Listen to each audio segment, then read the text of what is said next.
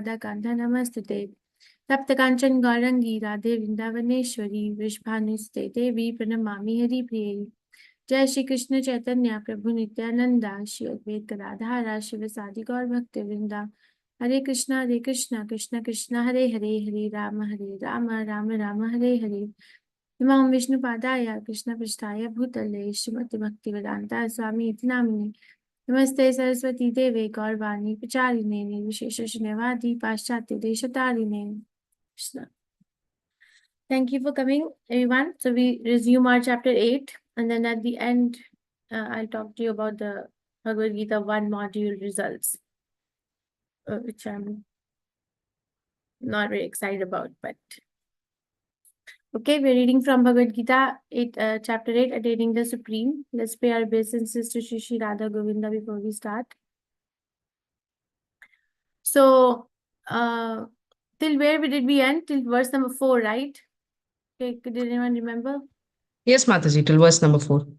Thank you. So Arjuna asks 8 questions to Krishna in the beginning of 8 chapters. So chapter 8, 8 questions. Krishna answers 7 out of 8 questions in verse 3 and 4. And then he spends a lot of time answering the last question, which is how to remember him at the hour of death. So we will try to finish from section 2 to 4. Let's see. Okay, so what are the questions that Arjun asked Krishna in the beginning of this chapter? Each one of you, please tell me. I'm going to take your names. Kirti Mataji, tell me at least one question that Arjun asked Krishna in the beginning of this chapter. Adi Daiva, Mataji. What does it mean? It means what? Sorry, Mataji. Tell me the answer too. Very nice, Adi Deva. Adi Daiva means he's asking about the nature of the Jiva, Mataji. Oh, sorry, that is Adhyatma. Adi Daiva is about the demigods and other planets and universal form of Krishna. Yeah, universal form. Is Mataji. Thank you. Ambika Mataji, can you tell more question that Arjun asked Krishna? Ambika Mataji. Hare Krishna Mataji. What is Brahman? Okay, what is the answer? The indestructible transcendental living entity is called Brahman. Very nice. So we said what is Adi Deva, what is Brahman? Then Linit Prabhu, what is the next question? What is Adi Bhutam? What is the material manifestation? Very nice, very nice. Rasamai Gaurapriya Mataji, what is the next question? Hare Krishna Mataji. We did Brahman, Adi Deva, and Adi what Bhuta. is Brahma? What is Adhyatma, and what is Karma? Karma. Okay, so Karma she's saying new. Okay, what is the answer of Karma? Karma is work. Huh? Work. What does Krishna say? What's Karma in this chapter? I don't know. I cannot recall right now. Okay, Shiva Srinivas Prabhu, what is the other question that Arjun asked Krishna? We have covered so far. What is Adi Deva, Adi Bhuta, Karma, and what else have we covered? Adi Deva. Brahma. So we have covered 4. Now tell me what other is the question that Arjun asked Krishna. How to remember Krishna at the time of death. Okay, Prayana Kale. Okay, thank you very much. Very nice. Sudarshan Rao Prabhuji, what is the next question that Arjun asked Krishna in this chapter beginning? Hare Krishna Mataji. Hare Krishna. Sorry Mataji, I haven't gone through it. I just joined. You have not, you attended the class, no? Last class I didn't attend. Okay, thank you. Yeah. Okay, so these are the questions that he asked.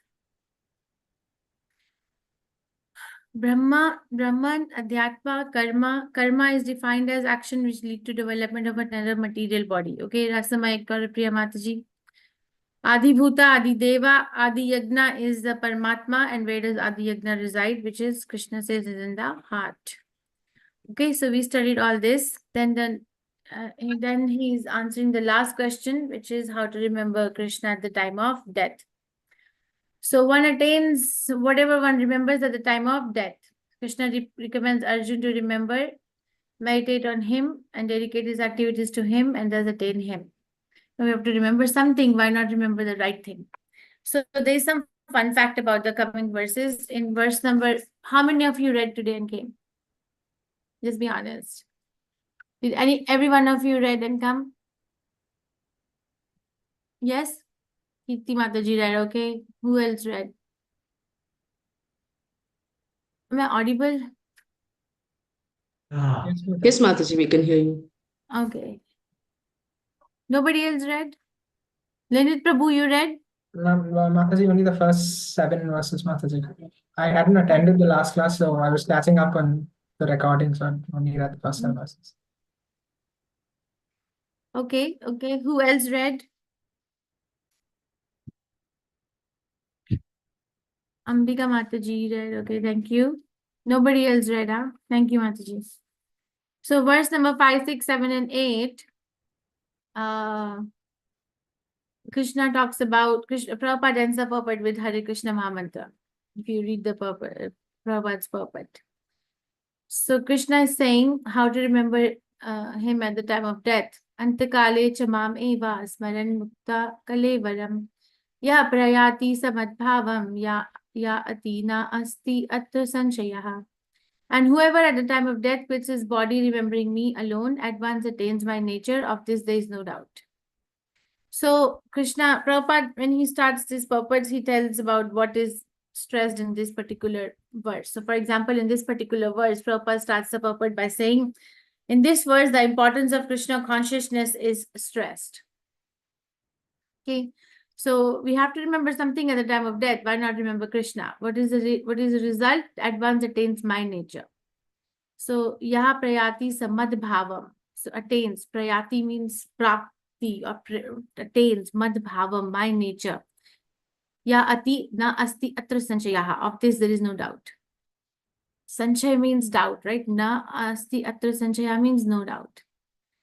So this is a famous quotation from Mahabharata, right? That when the 4 Pandavas drank the poisonous water from the lake and left their body, and Yudhishthira Maharaj was asked by Yam the questions, and he was told that if you answer any question wrong, then you're not going to get your brothers back. One of the questions he was asked was, what is the most amazing thing in this world?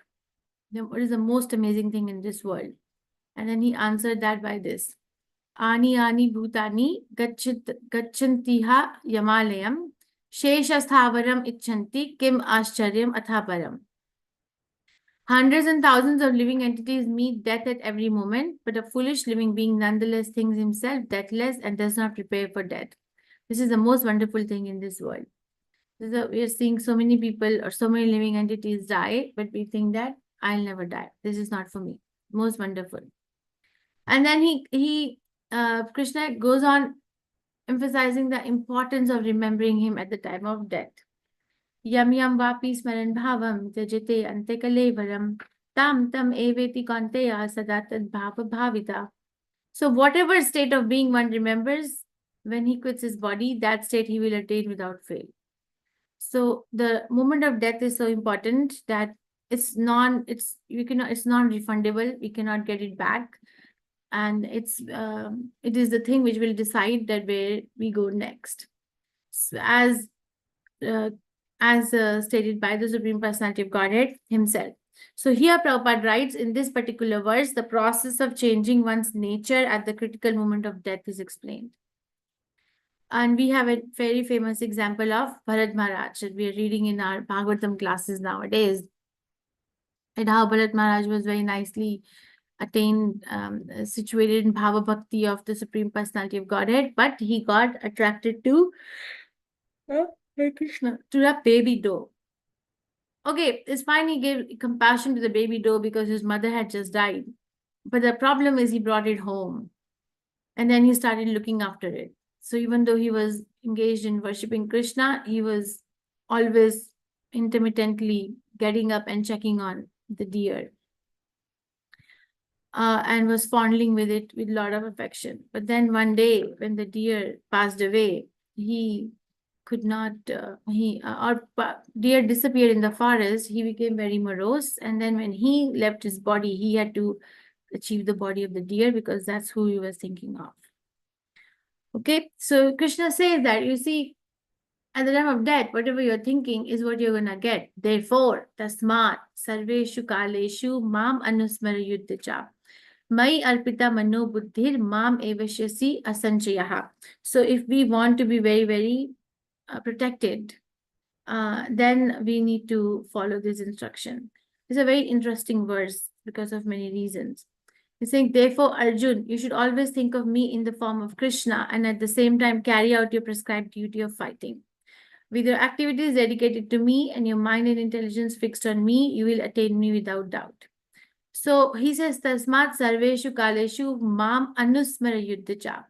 So the priority is, okay, Anusmara, remember me and fight. It's not that, okay, I can only remember Krishna and not fight, or I can only remember Krishna and not do anything else. No. He's saying in the form of Krishna, you should think of me in the form of Krishna and at the same time carry out your prescribed duty of fighting. Now, if you actually imagine yourself in shoes of Arjun, he's in the war field and how much attention he has to pay. Yeah, he has to pay attention there, or he can be just, okay, very relaxed. Complete focus. If he does not focus, he can lose his life, right? Because he's just fighting a war. But over there also, Krishna is giving him the instruction that you think of me and then fight at the same time. So Prabhupada writes, this is very interesting in the beginning of the purport, that this instruction to Arjun is very important for all men engaged in material activities. So if we have to safeguard ourselves from the material contamination, then we need to remember this instruction. The only way we'll get contaminated or diseased is if we are not thinking of Krishna and just working. Okay, so what is the advantage of thinking about Krishna and fighting? What is the advantage of thinking about Krishna and doing any work? That's explained by the Supreme Lord in the next line. With your activities dedicated to me and your mind and intelligence fixed on me, you will attain me without doubt. So just by constant remembrance of Krishna, we will always remember the goal. Just by remembrance of Krishna, because it's so purifying. Anything that takes us to God is purifying. Anything that takes us away from God is contaminating. And then Krishna knows that Arjun will say, oh my God, Krishna, I'm going to fight a war and you're telling me to split my mind into 2-3 different things. Like, remember, you fight and all. But before, this is the sign of a good teacher, huh? Before even Arjun says that, Krishna says this. Abhyasa yoga yuktena chetasana anyagamina paramam purusham divyam yaati partha anuchintayan. He who meditates on the Supreme Personality of Godhead, his mind constantly engaged in remembering me, undeviated from the path, he, O Parth, Arjun, is sure to reach me. Over here, he stresses the importance of remembering Krishna. So first he says that how to work in this material world, and then he stresses the importance of remembering Krishna. Abhyasa yoga yuktena. So by practice. Yeah, it's not that, okay, I can only do work and I cannot think of Krishna. Are we always only doing just work, or there's something or the other also going on in the background in the mind? Huh? Or we're just working and nothing else is going on, ever? Yeah, always something background goes on. Something is going on. So why not replace that something with the memory of the Supreme Personality of Godhead? That's what is Krishna's recommendation for us. Okay, so if we take that recommendation, then we will be safeguarded. Okay, so you got the sequence how Krishna is talking to Arjun. First, he emphasizes that if you think of me, you'll come to me at the time of death. And then he says, by the way, yam yam vapi smaran bhavam tejate antakalevaram. So whatever one thinks of at the time of death is that particular state will that person attain without doubt. Of this, there is no doubt. That's confirmed. It's a seal. That Krishna has sealed the deal. At the time of death, you're thinking of this, you're dealing with this, you go there. Of this, there is no doubt. Says, okay, you have to think of something. Tasmat sarveshu kaleshu mamanusmara yuddhacha. Think of me and fight. But Arjun can say, oh no, this is hard. How will I think of Krishna and fight? It says, abhyasa yoga yuktena, practice. Because you see, you're always thinking of something. Krishna. Now, this is a tricky question. I don't know if anyone will know the answer, but I'll ask it anyway. Which is the deity form of Krishna, which controls the mind? Which is the deity form of Krishna which controls the mind? If you have read Bhagavatam, you'll know. Anybody knows? Yes, no, maybe so. At least tell you don't know. No, Anvaya Mataji. Mataji. Aniruddha, huh? No, So what? Mataji. Okay. Yeah, Anvaya Mataji is the Aniruddha. Yes. So Aniruddha form of Krishna, which is explained in Srimad Bhagavatam, 3rd canto. I don't know, chapter was 24th chapter, I want to say.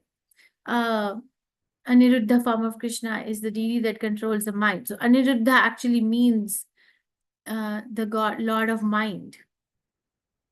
So he's the one controlling the mind. And if we can just dedicate that mind to remembering Krishna, it will be easy. That's what I'm trying to say. Because we are away from Krishna, because we don't understand the intricacies of how the subtle body is functioning and how we are situated, we think that it will be too much work to do 2-3 things at a time in the mind, like thinking of Krishna and fighting. But Krishna is himself. And Krishna says in 10th chapter, when he explains his vibhutis, that in a person, mind is I am, right? He says that I am the mind. So it'll be easier if we think of Krishna. I mean, the practice is not easy for anything, but once we are accustomed, it should be better. It should be easy.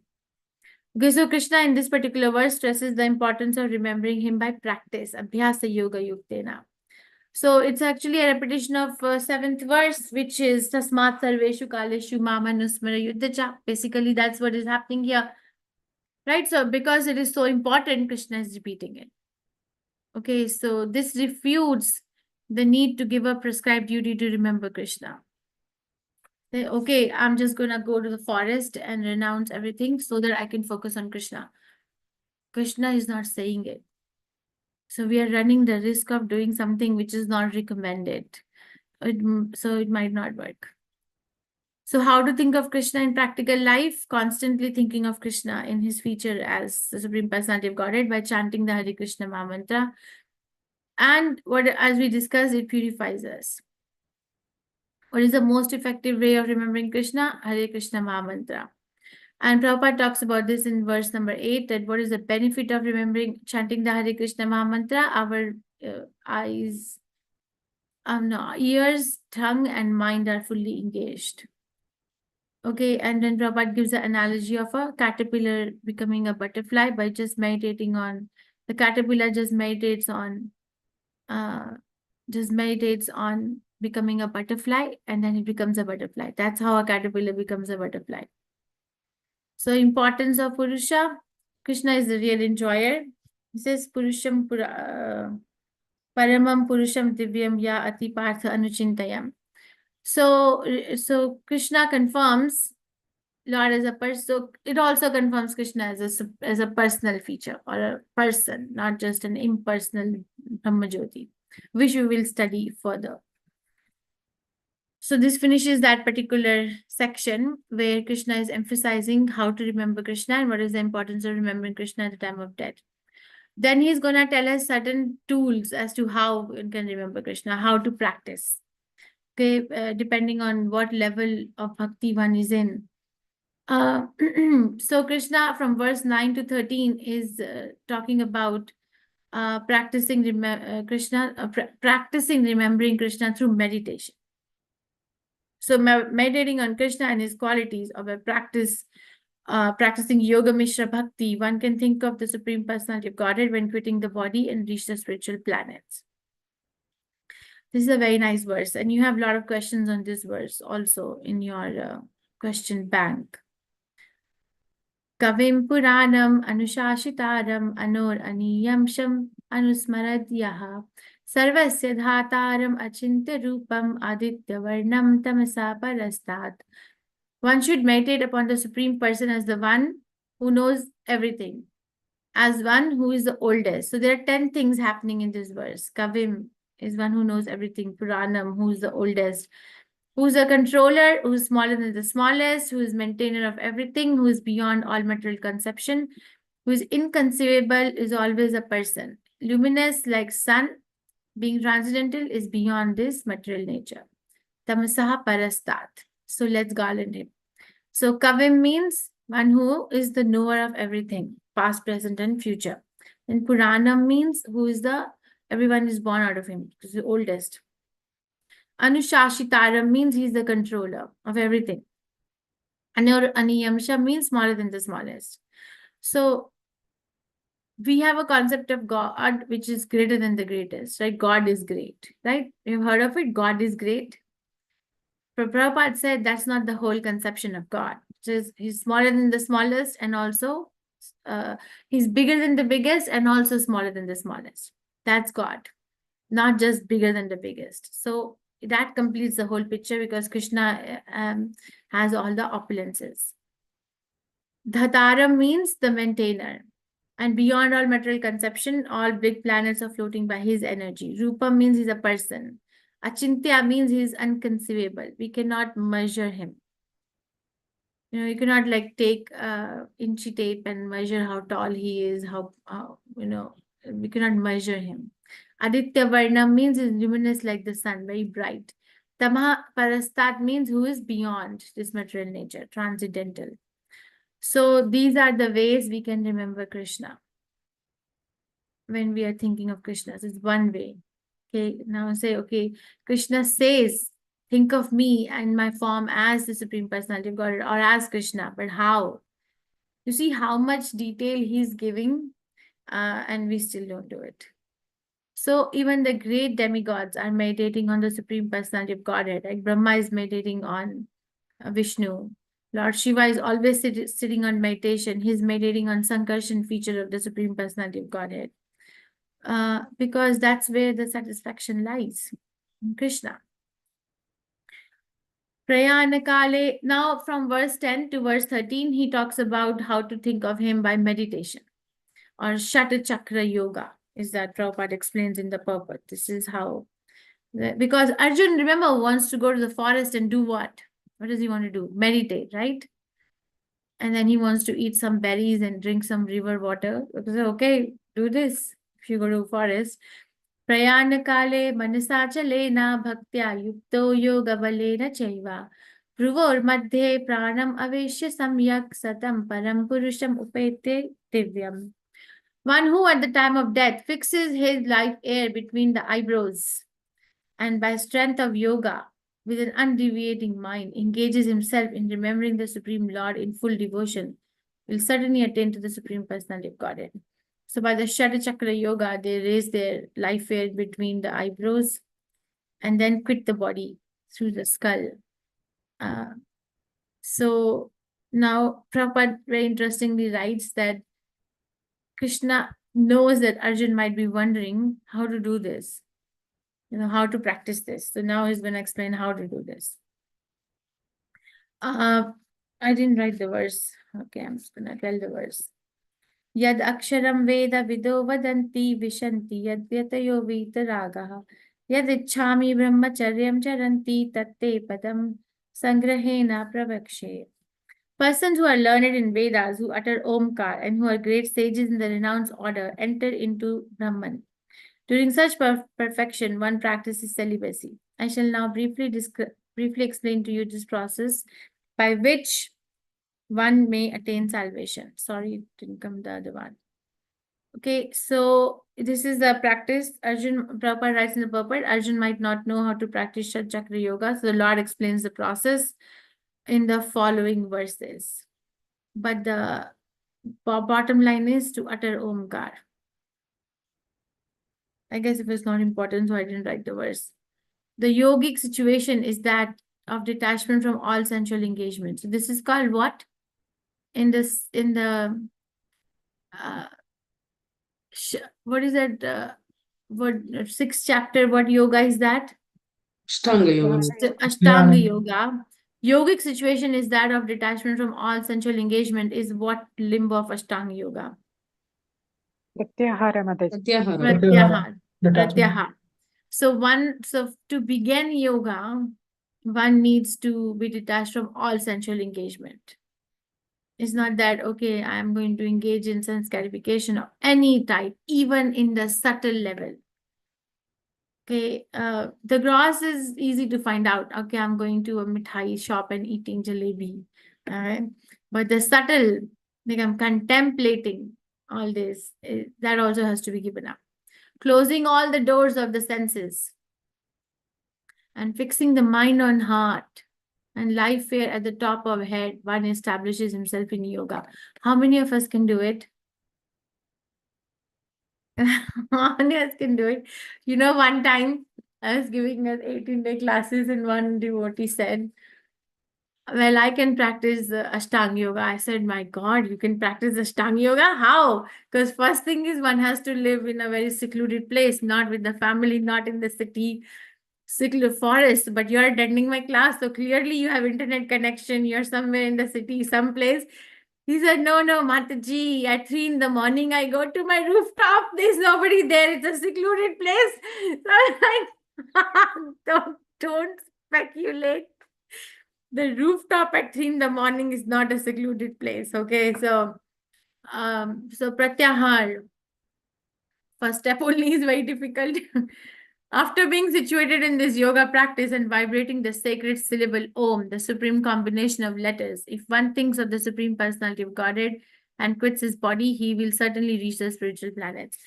Anvya Mataji, you were asking, no Om and Hare Krishna Mahamantra. So verse 13, Prabhupada explains very clearly that impersonal sound of Krishna is Om and the sound Hare Krishna contains Om.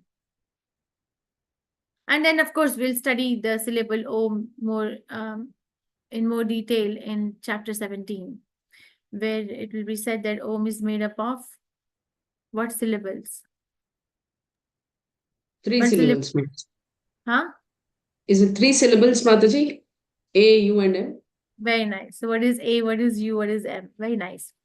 I think it is, I can't remember, Mataji. I think it is internal energy, external energy. So A, Karanachate Krishna. So A means Krishna. It refers to Krishna. U refers to Radharani and M refers to living entities. Okay. So this comes in Chaitanya Chaitamrita, where it is explained in great detail. So A, U, and Ma. So that way, everything is there. And Hare Krishna Mahamantra also has the Supreme Personality of Godhead. The pleasure potency of the Supreme Personality of Godhead is Ram. And also the meaning of the Mahamantra is to give me the service, right? So which includes living entities prayer. So basically it has everything. Okay, so practice of Yoga Mishra Bhakti. This is Yoga Mishra Bhakti. First thing is raise life weight to Agyan Chakra. I don't even know what that means. Go through all these chakras and bring it to between your eyebrows. Shada Chakra Yoga. Then chant the Om. And by the way, don't forget to renounce sense gratification, which includes no cricket and no news channels. And then fix the mind on the heart. So all these practices assist yogis in remembering Krishna, but they're not end in themselves. Then fix mind in devotion to Supreme Lord at the time of death. Remembering Krishna, remember in verse number, is it 9, where we studied 10 features or 10 qualities by which Krishna wants to be remembered. Kavim Puranam Anushashitaram. So one has to think of Krishna, not impersonal feature. Krishna, the name of death, and then go to Krishna. Easy? No. For me, it's not easy. So for verse number 13, thinking of Krishna while quitting the body. So Om is same as impersonal Brahman, which is same as Krishna. So destination for devotees is innumerable Vaikuntha planets. Impersonalists can go in the impersonal Brahman feature. It's not that Krishna is partial. They want to go there. Okay, it's not that Krishna has closed his doors for impersonalists to enter Vaikuntha, but they don't want to get there. They don't care about it. So if somebody doesn't care about going to Krishna, then that'll be like you cannot just drag them with their hand and bring them in. You call your good friend, come to my house, come to my house, come to my house, come to my house. And they don't want to come to your house. They want to meet you outside your house. Can you just go and drag them and say, oh, no, you have to come to my house? Is that a good friendship? Yeah? Can you do that? No, Mataji. So as like Krishna is saying, come to me, come to me, come to me, come to me. So many times he's saying, come to me, come to me, come to me. Right? But then they don't want to go there. So what is he gonna do? They have to use their independence. There's a very nice lecture of Prabhupada in first canto, Srimad Bhagavatam. Krishna, what is the Narad Muni's chapter? Is it chapter 5? I think it's verse number 26. And Prabhupada is giving this lecture in opening of New Vrindavan temple. His voice is so happy. So Prabhupada is saying, Bhaktisiddhanta Prabhupada said that if somebody has fallen into a well, and the person is saying, get me out, get me out, get me out. And you throw a rope, say, okay, my dear person, catch the rope, I'll get you out. But you throw a rope and the person says, I don't want to catch this rope. So then who is at the problem? Who is at the problem? Get me out, get me out, get me out, but you don't catch the rope. So now Krishna is sending his hand. Was it somebody said no Jagannath Rath Yatra? So whenever I look at Jagannath, he's always standing with his hands in front now, ready to hug each one of us. Right? That's how if you have seen the parents of small children, when the children are running, I'm in pediatrics, so you see that a lot. So when children are running around, and then the parents don't they have their hands out and say, come to me, come to me, come to me? Don't they do that? Or if you have children, did you do that to your children if they were young, or I don't know if they're still young? You come to me with the arms outstretched in the air. So Jagannath is standing like this, come to me, come to me, come to me, come to me. Says, okay, maybe next time. Then whose problem is it? Okay. Now Krishna says, okay, Yoga Mishra Bhakti is very difficult. Then do pure devotional service, remembering Krishna through bhakti. By constant engagement in devotional service, one who undeviatedly remembers Krishna, easily attains the Lord's abode, far from his miserable material world. The punchline is constant engagement in devotional service. Constant. It's not that I will attend a once a week class and become a devotee. I mean, you can. Once a week class should just be a reinforcement to your practice, what's going on anyway in the background. Ananya cheta satatam yomam smarati nityasaha tasyaham sulabha partha nitya yuktasya yoginaha. For one who always remembers me without deviation, I am easy to obtain, O son of Pritha, because of his constant engagement in devotional service. So Krishna is easy to obtain, provided we are remembering him. There is a book in the secular world. Tell me, The Secret? Is it The Secret? The book name, The Secret? Like the That's power what of manifest. Yeah, Yeah. what is this book about? Tell us, Linit Prabhu.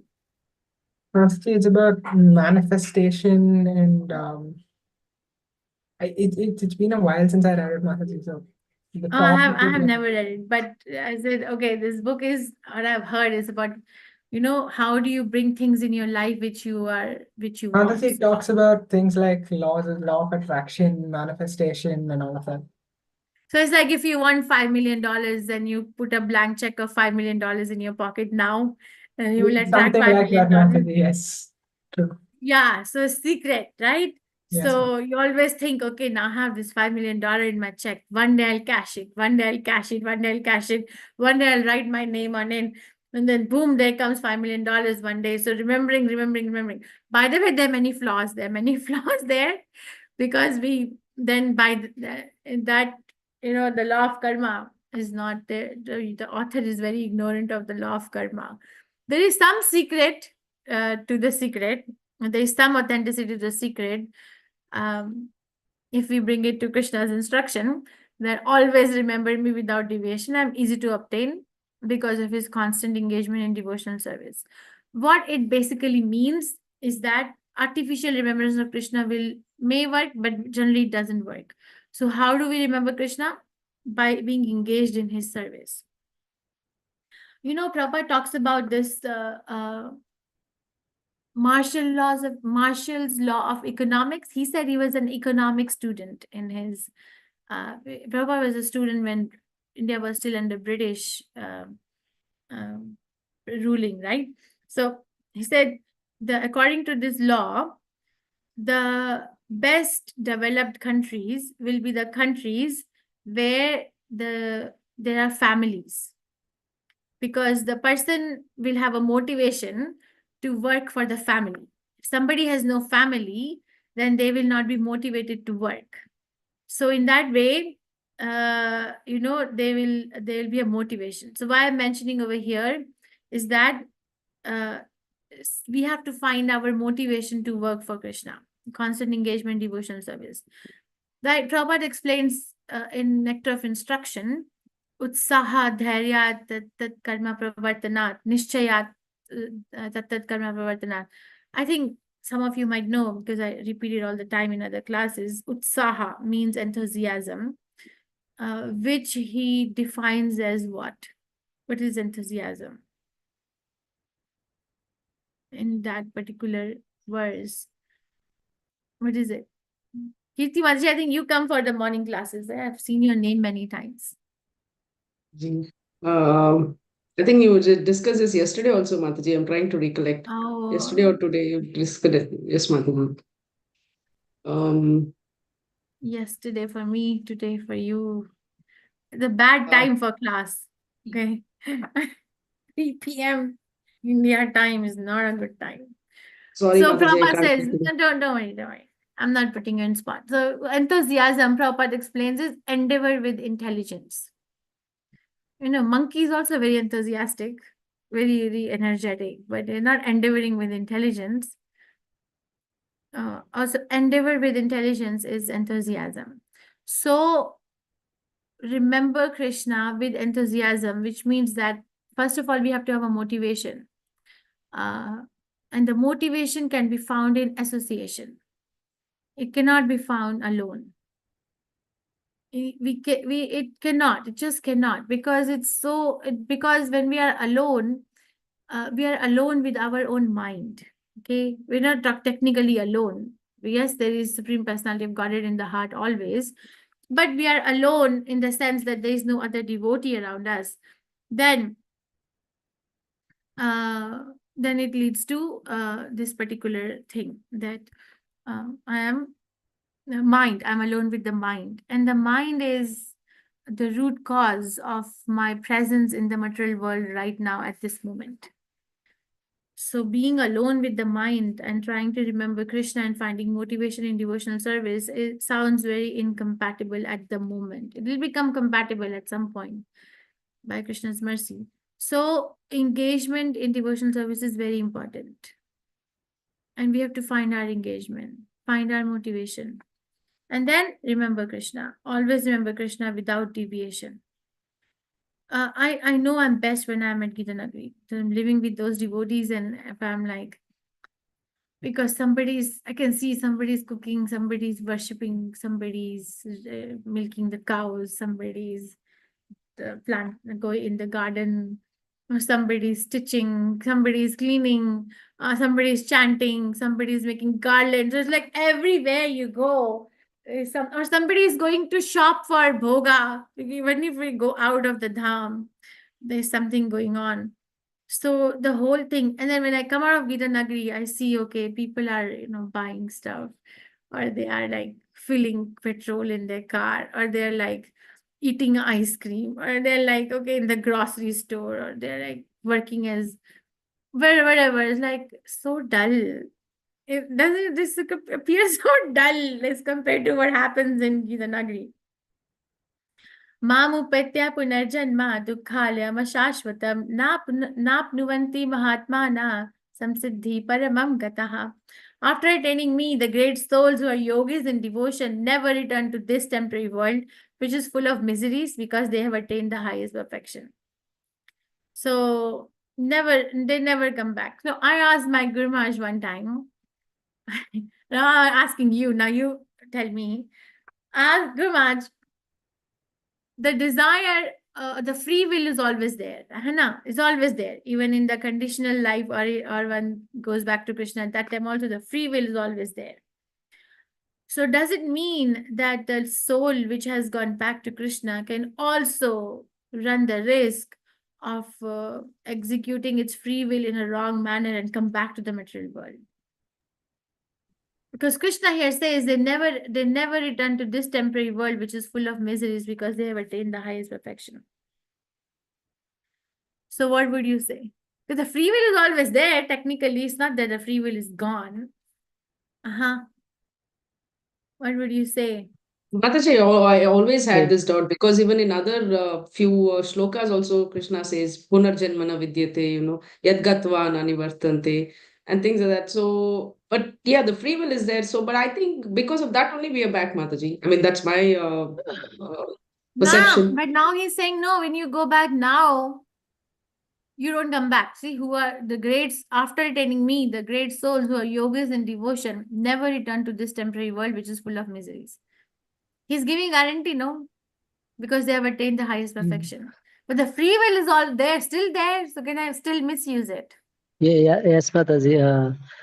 Yeah, the free will there is there, but after getting ourselves perfect in this material world, after realizing and after knowing that we are eternally servants of Krishna, not only knowing, but they have practiced it, and they have developed such a devotion towards Krishna.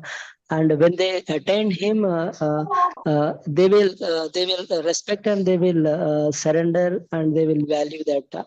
That is what connect to Krishna permanently. Okay, very nice. Very nice reflection. Thank you. Anyone else would like to share?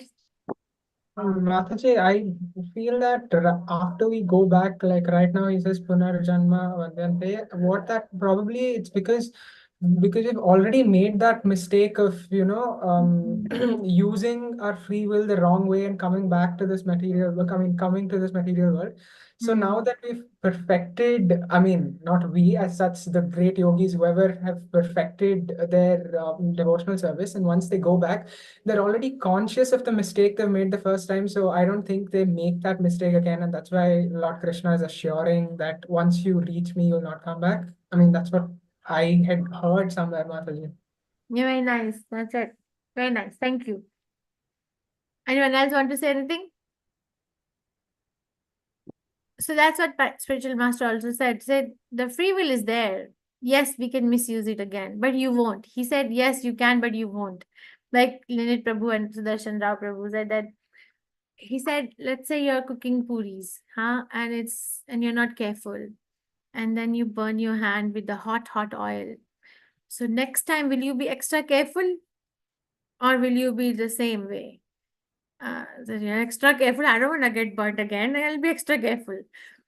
Like that, you will always remember that how bad this material world was. But after going back to Krishna, and then the thought of going to material world, oh my God, it's better to just stay here. I don't want to go back there.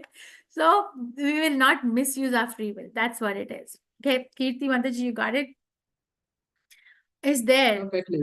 Yes. It's there, but it will not misuse it, because we have a sour taste in our tongue now. So we don't want to do it again. Or we got burnt already. So we don't want to get burnt again.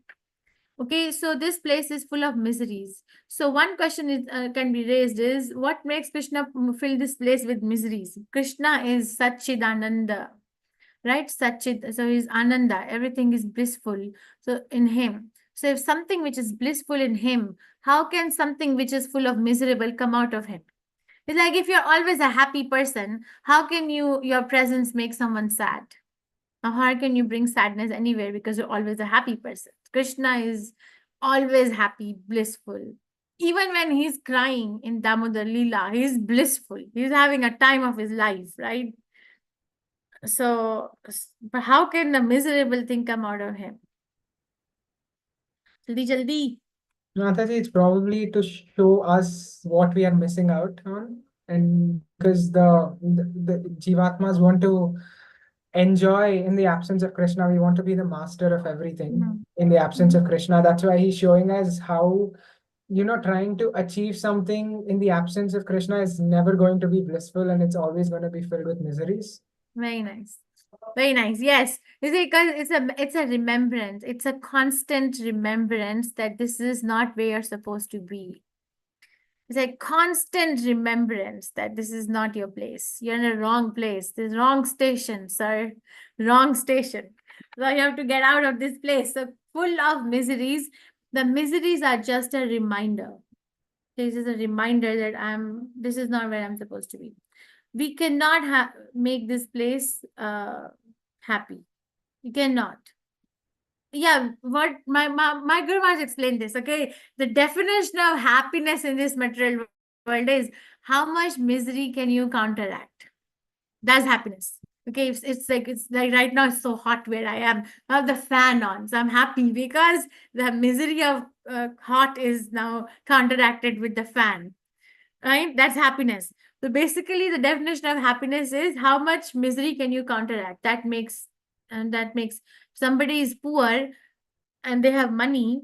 Okay, now they have money, so now they're able to counteract their poverty. So now they're happy. Okay, if somebody is educated, then they were able to counteract their ignorance, and now they're happy because they're educated, right? Or somebody is now has attained a healthy weight for their age and weight and whatever gender. Then before they didn't have it, now they have it, so now they're happy. You see, just pay attention to then I started paying attention after my Guru Maharaj told this, and I said, oh my God, this makes so much sense. That actually the definition of happiness is how much misery can I counteract. But Krishna's happiness is not dependent on counteracting any kind of a misery, you see. He's just a happy person. He's just happy. So misery is a reminder that I'm at the wrong place. And if I think that I can make this place happy, then I am just counteracting a misery in this particular place, which is not good. Then why we are calling this as a Dukkalai? Because misery, dukkha, it's miserable place. Why are we calling? Can you repeat that? This is also Krishna's energy only. Krishna's energy only. Why we are calling this as a Dukkalai? I asked the same question. That if some Krishna Ananda, then something why Nirananda is coming out of him. Like he gave the answer because we are trying to do it without Krishna. Say once we align our life according to principles of Krishna consciousness, then we are no more in Dukhalayam. We are in Vaikuntha. Okay, it is Dukhalayam or a place of misery as long as it is minus Krishna. Okay, food without Krishna, Dukhalayam. Every bite we eat sin, right? Krishna says in 3rd chapter, every bite we are eating sin, food without Krishna, or which is not prasadam. Even in this particular chapter, Prabhupada explains transmigration of the soul through the agency of rain, which becomes a grain, which is eaten up by the man, which becomes a semen, and then it gets then the procreation happens, and then so basically grain. It's the grain is a way of a transmigration of the soul. And if we don't offer it to Krishna and purify it, then it is a source of misery. right? Or what do you say? Give me more example of what without Krishna is misery. I gave food, okay? Because I think I love it. Something else. Music without Hare Krishna. Oh, the world is filled with so much noise. Every day, more noise coming out. This album, that song, this music, this rock. My goodness, how much noise they make. Travel without going to a holy place. Misery. Why? Because Krishna consciousness, you can explain anything, okay? Guys, yehi samsparsha bhoga dukkha yonaya evate adi antavanta kante ya nate shuramate bura every if you are going to achieve a pleasure by meeting the senses with the object is the beginning of a miserable life. Did you understand, Sudarshan Rao Prabhu? Did it make sense or no? Yes, Mataji. Yes, Mataji. If it didn't, you can say it didn't. It's fine. No, I have still some confusion, Mataji, but still I can able to relate it. So the confusion is that it is miserable as long as we don't have Krishna in it. Okay, as long as I don't have Krishna. Alayam means a place of dwelling, right? Alayam. And Dukkha Alayam is a place of dwelling where there is only misery. Or when we have, tell me some other things with Alayam, Vidyalayam, a place where there is education is given, right? Bhojanalayam. What Alayam? Devalayam. Devalayam, where God is worshipped, a place where. So, Dukkhalayam, a place which is filled with misery. And what makes it miserable? Because we don't have Krishna there. It's like you go there and then there is no Krishna. There's all these things, but no Krishna. Oh, that's a miserable place. Now, if somebody says, I'll counteract that misery, as we discussed earlier, it's hot, turn the fan on. And then, but Krishna says, Ashashvatam. Shashvatam means what? Anybody? Shashvat means Permanent. what? Permanent. Oh, And okay. Ashashvata means what? Temporary. Anitya. Ashashvata means yes, which is not permanent, temporary. Very nice. Right. So you can counteract your miseries, but Ashashvata. Ashashvata is temporary. Oh my goodness, I know this family. I don't know them directly. I know the friends of this family. There's this billionaire, okay, in London. Like fabulously rich. You can't even imagine it. They're selling their house and they're selling it for 85 million pounds. That's what they've listed it for. Okay. So, but the thing is, the poor guy, he's of Indian origin, he's a very big businessman. He's a friend of my friend. So, the whole family is in London for so many years and they have this big mansion. And the house has like underground swimming pool and underground gymnasium, underground theater, and like millions of rooms inside and a very big property. But now they have to sell it. Why? Because London is taxing the high tax bracket people a lot. UK, now they have to wrap up and move to Abu Dhabi. Oh my goodness. Imagine you build such a big fabulous. They showed me the house. I'm like, oh my God, we can build a big temple. 4 people living in the house with 2 dogs and 5 house managers and 1 driver and I think 10 cars, whatever. So we can build a whole temple, in less budget than 85 million pounds. So 1,000 pounds is 1 lakh rupees. So 85 million pounds, I don't even know how many rupees will it be. But the poor family, they have to wrap up everything and move. And the person, he can't even be in London right now. I feel so pity for him because they're going to tax him for even breathing air in London. Poor, if he comes to London, his presence in London will have to, he becomes accountable to pay tax. Because that's how much money he has. Ashashvatam. I was thinking about the Kalyam Ashashvatam. Work so hard, but then it's temporary.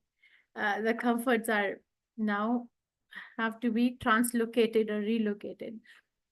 Okay, but I do pray that they learn this in this life, and then they can be billionaires, but they can be very happy billionaires. Okay. So then Krishna says, what about, because this desire to counteract misery and become happy is there everywhere. I will do, one can say, okay, I'm going to do some sort of yagyas and charity and some this puja, that puja, and then I will go to heavenly planets. The heavenly planets, if we read, are very beautiful. They are very well decked out, and they're very no companies there. Okay, no one is actually working in a corporate world over there. Mode of goodness is so prominent that everybody is just having good life. I don't even know how they sustain their day-to-day living. I don't know, but they're just super rich people. So Krishna is saying, good idea, you can go to the heavenly planets, but what is this verse? Abrahma bhuvana loka punar avartina arjuna mam upetya tu kantaya punar janma na vidyate. Abrahma bhuvana loka, from the highest planet in the material world down to the lowest, all are places of misery.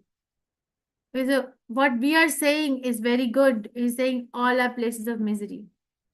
There is a description. I used to think all hellish planets are like very dirty, but in fifth canto, last chapter of fifth canto, there is a description of the hellish planets, and it says that some of the hellish planets are very beautiful. They are like, gardens are very nice, and the air is very clean. Even the hellish planets, some of the hellish planets, it's just that the living entities living over there are like snakes, and they're enemies of each other. So there's some problem, but the place is nice. So places of, so from the highest planet in the material world down to the lowest, all are places of misery, wherein repeated birth and death takes place. But one who attains to my abode, or son of Kunti, never takes birth again. So Krishna is giving us a warning that, okay, it may look very attractive, but it's not going to be as good as you're thinking. Prabhupada says that before he came to America, he thought everybody is super rich and everybody is so nice. But when he came to America and he went to Bowery Street in New York, which is the most dirty street in the whole state, I think, not even kidding, even more dirty than what we see in India. Like, okay, then I understood that there are modes everywhere. The mode of ignorance, right? Then he had to go to his apartment by stepping on these drunkards on the staircase. That's how bad it is. Why? Because people think there is no misery, but there is misery. Krishna has declared. Krishna is the planner, mastermind behind the material world. He's saying all are places of misery, wherein repeated birth and death take place. It's just a constant battle of survival. Darwin's theory of survival of the fittest. Prabhupada was asked one, what do you think about this theory of Darwin, survival of the fittest? Do you know what he said? Do you know what he said? It's Prabhupada, so it's not going to be a simple answer. He said nobody will survive. So, and then there's one more, one reporter, I think it was in Chicago, there's an interview of Srila Prabhupada. She's asked, Prabhupada, that time, India, why is the mortality rate so high in India? There is this infant mortality rate or maternal mortality rate. Why is the mortality rate so high in India? Is the healthcare not good in India? Why so many people die? You know what Prabhupada said? A politician would have given the statistics, right? We have this doctor-patient ratio, these many resources, these many hospitals, right? This is what a politician would have answered, yeah? Or a hospital administrator would answer. You know what Prabhupada said? Anybody knows what Prabhupada said? What was his answer? You don't Maybe enjoy this? foreigner doctors are not giving proper data. Okay, yes, that's a very nice administrative answer. Okay, but Prabhupada said mortality rate is same everywhere, 100%. Which is true. Which is true, actually, right? Which is true. It's just a matter of time. And they're actually calculating it. Then they modified the definition of mortality rate. It's like in 1 year or something, right? Then they added the time 2 minutes, range. sir. Bhakti class. Okay. So everywhere there's going to be, okay, I think we finish here today, and then we'll catch up on Sunday for the rest of the chapter. Now we studied that Krishna is answering the last question by Arjun, which is how to remember him at the time of death. And then he's saying, remember me, because if you remember me, then you'll come to me. We're always thinking of something else at the back of mind. Why not think of Krishna? And then he says that, okay, how will you remember me? By Abhyasa Yoga Yuktena, by practicing remember me. And then he tells us, how does he want to be remembered? Kavim Puranam, Anushashitaram, those 10 qualities. But then he says, okay, some people are attached to meditation. So Shadachakra Yoga, this is how you remember me, by Shadachakra Yoga in devotion. But pure devotional service is easy. And by the way, in the middle of somewhere, he says, Tasmat Sarveshu Kaleshu Mamanusmara Yuddhacha. Because remember me and do your prescribed duty. Don't choose between the two. And then he says, you can remember me by constant practice. And then he says, by meditation. And then he says, by pure devotional service. And then he says, if you don't remember me and think that you can counteract the distress and become happy in this world, it's not going to happen. Because this is Dukhalayama Shashvatam. I say, okay, Earth is bad, India is bad, or America is bad. I'll go to Europe, or I'll go to New Zealand, I'll go to Australia, I'll go to Switzerland. I'll go here, I'll go there. All places are places of misery. Very repeated, but then that take place. I think then you better get out. You know, the agenda is to get out and not just stay locked in. Okay, so we finish here. Any questions, reflection, realizations, or corrections? Mataji, can you go offline, because I have to talk to everyone, kind of scold everyone, which I don't want to do it.